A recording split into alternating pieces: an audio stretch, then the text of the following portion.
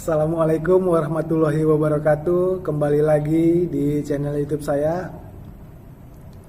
Terima kasih buat teman-teman yang sudah menonton dan mendukung channel YouTube ini. Bagi teman-teman jangan lupa like dan subscribe channel YouTube saya ya. Jadi di video sebelumnya kita sudah membahas tentang visi dan misi, serta kita juga sudah membahas tentang penyusunan target teman-teman. Jadi di video kali ini kita akan membahas tentang balance scorecard dan apa itu OKR, dan target dari penyusunan OKR juga harus smart teman-teman. Baik, langsung saja teman-teman ya. Jadi dalam balance scorecard ini teman-teman, sebelum saya membahas 4 perspektif dalam balance scorecard, jadi saya akan mengartikan balance scorecard ini teman-teman. Jadi balance scorecard itu memiliki 2 kata teman-teman. Yang pertama itu balance, yang kedua scorecard. Jadi di mana balance ini ialah harus seimbang teman-teman. Yang dimaksud seimbang ini, jadi seimbang ini baik itu secara finansial dan non finansial teman-teman. Serta scorecard ialah scorecard dalam artian penyusunan target ini ialah harus dapat diukur atau diberikan angka atau skor-skor dari target tersebut teman-teman. Jadi itulah yang dimaksud dengan balance scorecard teman-teman. Selanjutnya balance scorecard itu memiliki 4 perspektif teman-teman. Yang pertama itu perspektif finansial, yang kedua perspektif customer, yang ketiga perspektif internal business, serta yang keempat perspektif dari human capital teman-teman.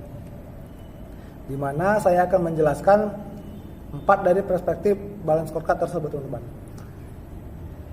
Baik, yang pertama itu perspektif secara finansial teman-teman. Jadi perspektif secara finansial ini di mana hasil dari keuangan seperti apa yang ingin diharapkan dari perusahaan tersebut teman-teman. Selanjutnya yang kedua perspektif secara customer teman-teman. Jadi perspektif secara customer ini bagaimana caranya perusahaan tersebut memuaskan pelanggan-pelanggannya, serta bagaimana caranya perusahaan tersebut membangun jaringan dari bisnis mereka teman-teman.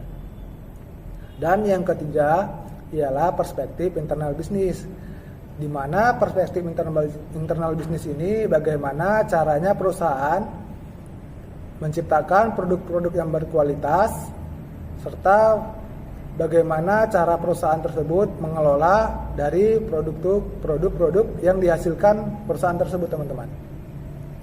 Serta yang terakhir ialah perspektif dari human capital, di mana perspektif human capital ini bagaimana caranya dari perusahaan tersebut meningkatkan produktivitas serta kompetensi dan kemampuan dari SDM yang dimiliki perusahaan tersebut teman-teman. Jadi itulah 4 perspektif dari balance scorecard. Selanjutnya kita akan membahas OKR teman-teman. Jadi OKR itu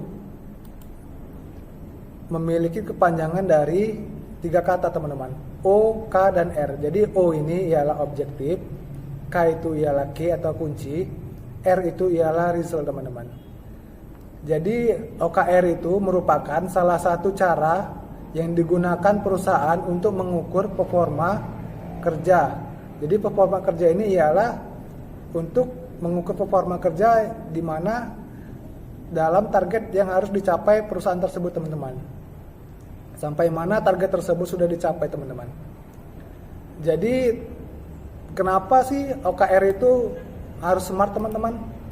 Jadi smart sendiri juga memiliki kepanjangan teman-teman, di mana smart itu terdiri dari 5 kata teman-teman, atau 5 huruf teman-teman. Jadi di mana smart itu yang pertama S itu ialah spesifik, di mana target itu harus spesifik teman-teman. Jadi target itu harus detail serta rinci teman-teman, sehingga perusahaan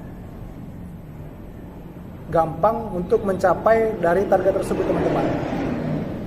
Terus yang kedua ialah M, di mana M ini measurable teman-teman. Jadi measurable ini artinya target itu juga harus dapat diukur teman-teman.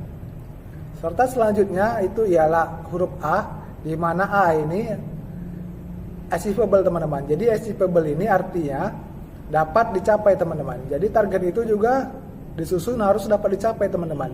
Serta selanjutnya R, di mana R ini ialah reliable, reliable ini artinya target itu harus sesuai dengan kondisi di mana perusahaan tersebut teman-teman, kondisi dari perusahaan tersebut teman-teman, baik itu secara kondisi internal maupun eksternal dari perusahaan tersebut teman-teman. Serta yang terakhir ialah T, di mana T ini ialah timeline.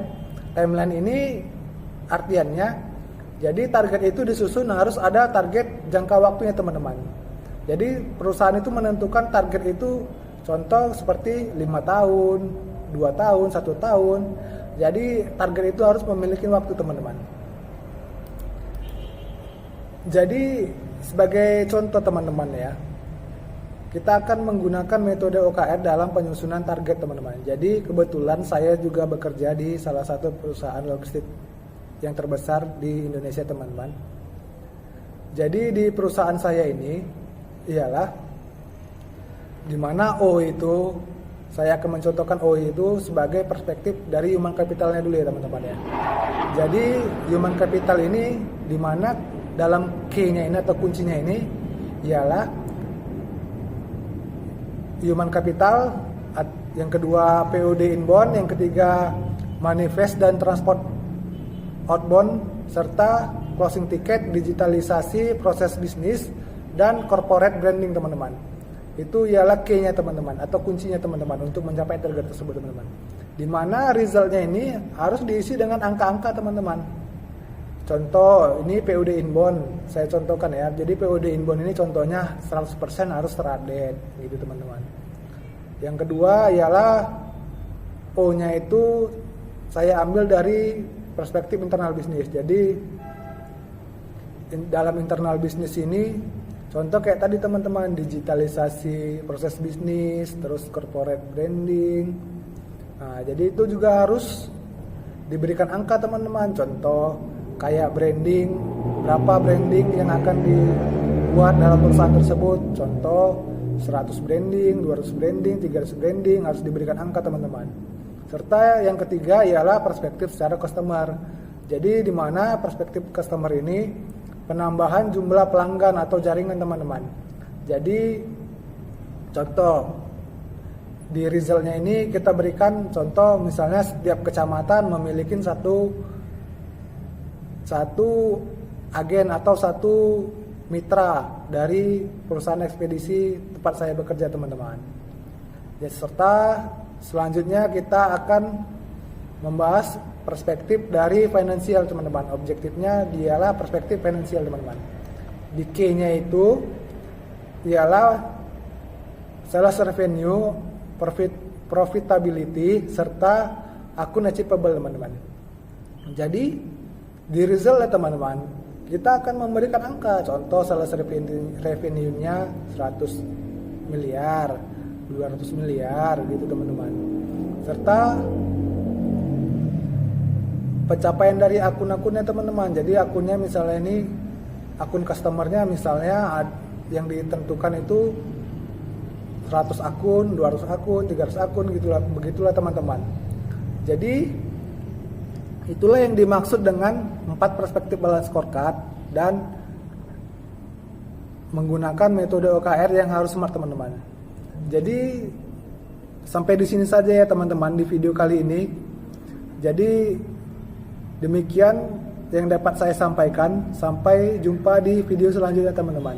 Terima kasih buat teman-teman yang sudah menonton. Jangan lupa dukung channel saya dan tetap selalu like dan subscribe video ini ya teman-teman ya. Terima kasih buat teman-teman yang sudah menonton.